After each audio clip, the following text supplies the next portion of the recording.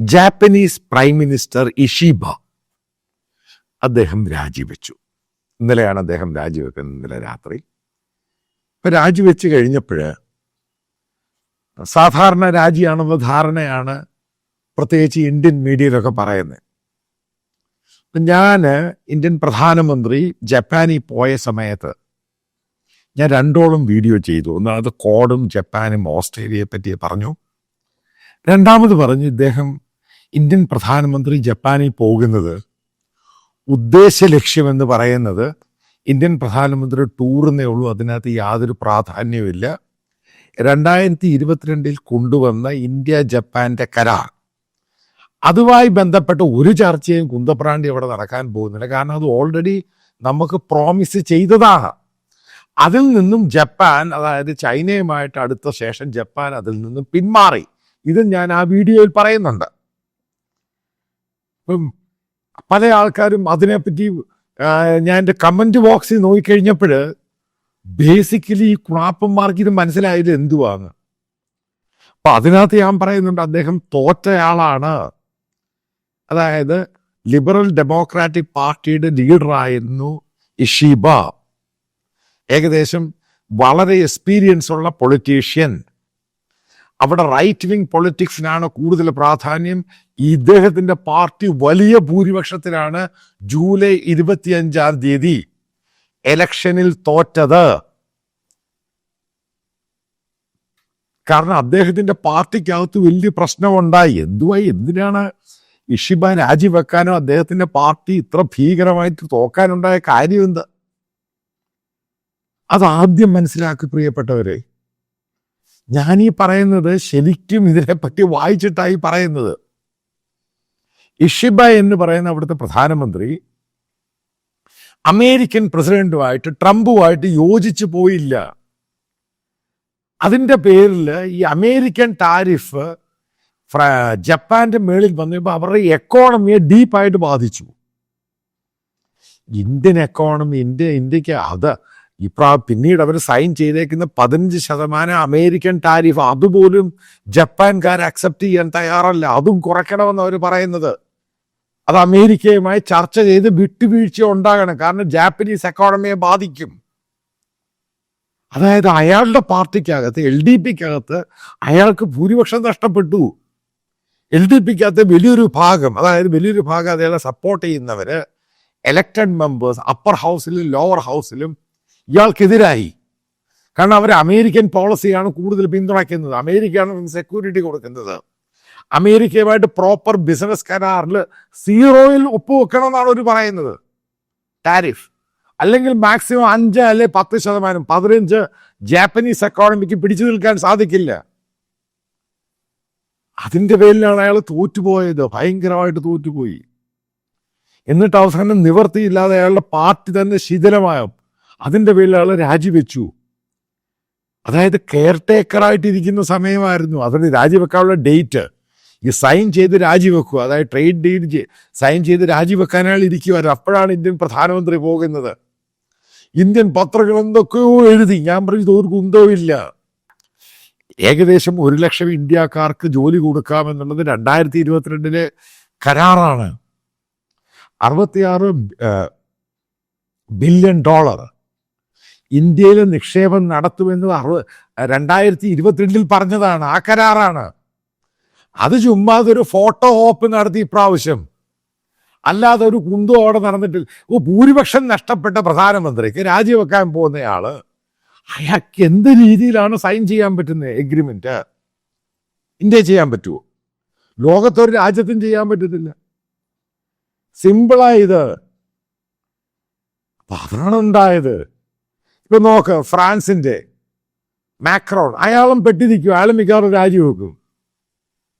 ഇതാണ് American tariff വലിയ പ്രശ്നം ഉണ്ടാക്കിയിട്ടുണ്ട്. പക്ഷെ ഇന്ത്യക്കെതിരെ 50% ടാരിഫ് ഉണ്ടായിട്ട് നമ്മുടെ പ്രധാനമന്ത്രിക്ക് യാതൊരു കുഴപ്പമില്ല. കാരണം ഈ രാജ്യങ്ങളുടെ നേതാക്കൾ അവിടുത്തെ രാജ്യക്കാരുമായിട്ട് അക്കൗണ്ടബിൾ ആണ്. ഇതിനകത്തൊക്കെ വലിയ തമാശ ഉണ്ടായിട്ടുണ്ട്. ഇവിടെ കർഷകന്റെ കാര്യം പറയുമ്പോൾ ഞാൻ അടുത്ത വീഡിയോ ഡീറ്റെയിൽ ആയിട്ട് പറയാം. ഇന്ത്യൻ ഗവൺമെന്റ് അമേരിക്കൻ കോട്ടന്റെ 11% ടാരിഫ് എടുത്തു കളഞ്ഞു, നികുതി എടുത്തു കളഞ്ഞു. അപ്പൊ ഈ ഇന്ത്യയില് നമ്മൾ ആലോചിക്കേണ്ട ഗുജറാത്ത്, മഹാരാഷ്ട്ര, തെലങ്കാന, അവിടെയുള്ള കോട്ടൺ കർഷകൻ ഏറ്റവും കൂടുതൽ ആത്മഹത്യ ചെയ്തതാണ്. അമേരിക്കൻ കോട്ടൺ വന്നു കഴിഞ്ഞാൽ, കാരണം അത് നല്ല കോട്ടനാണ്, ഇന്ത്യൻ കോട്ടനേക്കാളും മികച്ചതാണ്, വളരെ സ്മൂത്താണ്.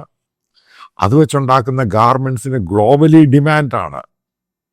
അപ്പൊ അതിൻ്റെ 11% ടാരിഫ് എടുത്ത് കളഞ്ഞ് ഇന്ത്യ ഗവൺമെന്റ്, ഇവിടുത്തെ BJP-ക്കാരും എന്നെ തെറിവിളിക്കുന്ന സംഘപരിവാറുകാരും പറയുന്നത് ഫാർമേഴ്സിന് വേണ്ടിയ ഏറ്റവും, അവർ ഫാർമേഴ്സ് അല്ലേ ഈ പറയുന്ന കോട്ടൺ ഫാർമേഴ്സ്?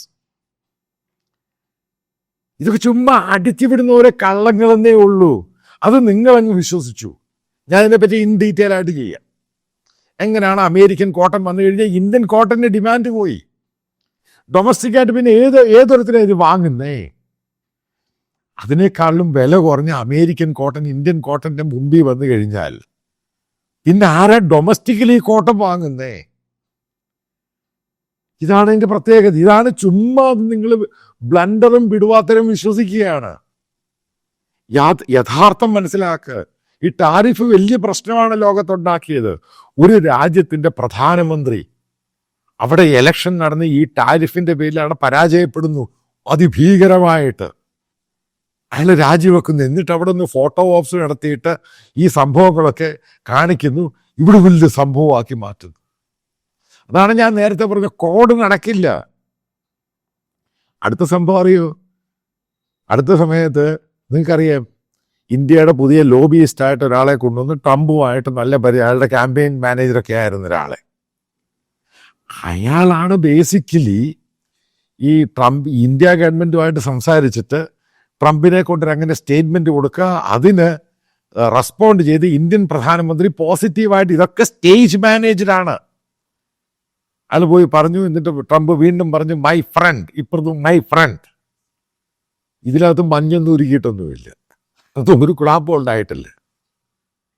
കാരണം 50% ടാരിഫ് ഇരിക്കുക. അടുത്തൊരു വീഡിയോയ്ക്കകത്ത് ഇന്ത്യയിൽ സെലൻസ്കി ഇന്ത്യക്കെതിരെ ആരോപിച്ചു. ഇനി യൂറോപ്യൻ രാജ്യങ്ങളും നോക്കുക, അതിനെപ്പറ്റി ഇന്ത്യയിലാണ് ഈ പറയാൻ പോകുന്നൊരു കാര്യം. ഇതൊക്കെ ചുമ്മാതെ തട്ടിപ്പും വെട്ടിപ്പും നടത്തുകയാണോ? ഇന്ത്യ എന്ന് അമേരിക്കയോട് പിണങ്ങി അന്ന് മുതൽ ഈ യൂറോപ്യൻ രാജ്യങ്ങളും ജപ്പാനും കൊറിയയും ഇന്ത്യയുമായിട്ട് നല്ല ബന്ധത്തിലല്ല. അമേരിക്കൻ പ്രസിഡന്റ് കൊറിയയിലോട്ട് പോവുക ഈ മാസം. അവിടെ ചിലപ്പോൾ കൊറിയയിലെ ന്യൂട്രൽ വെന്യൂവിൽ ഷീ ജിങ് പിങ്ങിനെ കാണുമെന്ന് പറയും. ചിലപ്പോൾ സിംഗപ്പൂരിലായിരിക്കും. അതായത് മനസ്സിലാക്കുക, അവരങ്ങ് ഒന്നിക്കും. ചൈന അമേരിക്കയായിട്ട് ഡീല് സൈൻ ചെയ്ത് ഫർദർ നെഗോസിയേഷൻ നടക്കുകയാണ്. അവർക്കിതൊന്നും കുഴപ്പമൊന്നുമില്ല. തല അടി കിട്ടിയിരിക്കുന്ന ഇന്ത്യക്ക, നമ്മളെയാണിത് ബാധിക്കുന്നേ. അതിനെപ്പറ്റി പറയുമ്പോൾ നിങ്ങൾ എന്തിനാ എന്നെ തെറി വിളിക്കുന്നേ?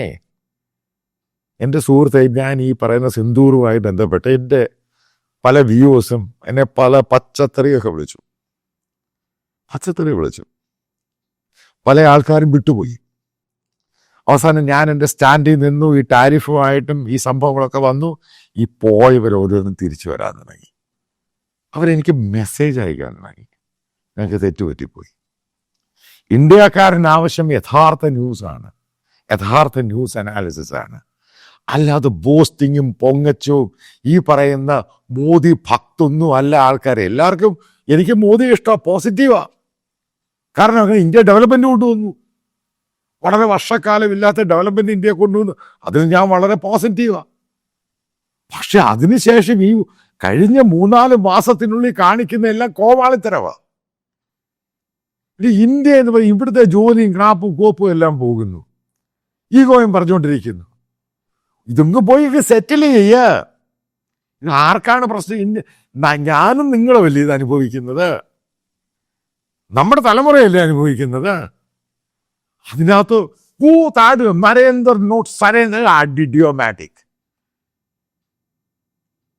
ആവശ്യമുള്ളിടത്ത് തല കുനിയണം. ഇത് ഒരു ഇൻഡിവിജ്വലിന്റെ കാര്യമല്ല. ഇന്ത്യ എന്ന് പറഞ്ഞ മഹാരാജ്യത്തിന്റെ കാര്യമാണ്, നമ്മുടെ ഫ്യൂച്ചറാണ്. അതാണ് ഒരു പ്രധാനമന്ത്രി രാജിവെച്ച ആൾ തോറ്റ് നാശമായി പോയത്. അതുകൊണ്ട് തന്നെയാണ് പ്രധാനമന്ത്രി മോദിയുടെയും BJPയുടെയും ഇമേജ് ഇത്രയും ഡൗൺഫാൾ ആയി പോയത്. പീക്ക് എപ്പിറ്റോമിയിൽ നിന്നാണ് താപ്പോട്ട് പോയത്. അതായത് തെറ്റായ നടപടി. ഇന്ത്യക്കാരെ രാഷ്ട്രീയം പഠിപ്പിക്കുകയൊന്നും വേണ്ട. ഇന്ത്യക്കാർക്ക് നല്ലപോലെ രാഷ്ട്രീയം അറിയാം. ഈ ഭക്തിനും ഈ പറയുന്ന അവന്മാർക്ക് ഈ രാഷ്ട്രീയം എന്ന് പറയുന്നത് ഇന്ത്യക്കാരന് രാഷ്ട്രീയം അറിയാം. അവർക്കറിയാം ഇന്ത്യൻ എക്കോണമി എങ്ങോട്ടാണ് പോകുന്നതെന്ന്. അവർക്കറിയാം അവരുടെ ജോലിയെ അവരുടെ ബിസിനസ്സിനെ ഒക്കെ ബാധിക്കാൻ പോവാണ്. അതുകൊണ്ടാണ് ഈ മോദി പറയുന്ന പലതും വിശ്വസിക്കാത്തത്. നേരത്തെ എല്ലാം വിശ്വസിക്കുമായിരുന്ന ആളുകൾ ഇപ്പം ആളുകൾ വിശ്വസിക്കുന്നില്ല. ഇതിനകത്തെല്ലാം കാപട്യവും കപടതയാണ്. അതാണ് സാക്ഷാൽ നിതിൻ ഗഡ്കരി പറഞ്ഞത്. കള്ളത്തരമാണ് കള്ളത്തരം പറയുന്നതിനാണ് ഏറ്റവും വലിയ പൊളിറ്റീഷ്യൻ, അവനാണ് സക്സസ് ആകുന്നത്. ഇതൊക്കെ RSSന്റെ വായിന്ന് വരുന്നതാ. ഏതായാലും ഒരു കാര്യമുണ്ട്, 50% ടാരിഫ് കിട്ടിയ ഇന്ത്യ വളരെ സൈലന്റ്, വളരെ ഹാപ്പി.